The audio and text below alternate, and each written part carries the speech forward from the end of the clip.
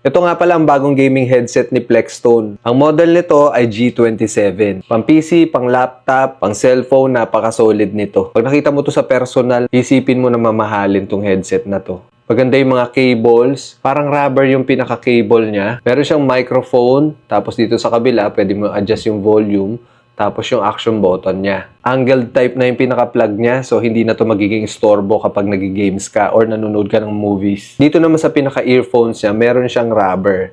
So natatanggal siya. Kung gusto mong ganito lang yung headset mo, pwede naman tatanggalin mo lang to. Pero kung gusto mo ng additional grip, pwede mo ikabit itong rubber na to para hindi basta-basta nalalaglag. 3.5mm yung jack nito, pero pwede kang mamili kung Type-C or Lightning yung dongle na isasama dito. Kuminsan ginagamit ko to sa gaming, pero madalas ginagamit ko to sa pang-edit ng mga videos. Fan talaga ako ng wired earphones, especially pag nag-edit ako, para maiwasan ko yung mga delay sa mga cutting. Ang ganda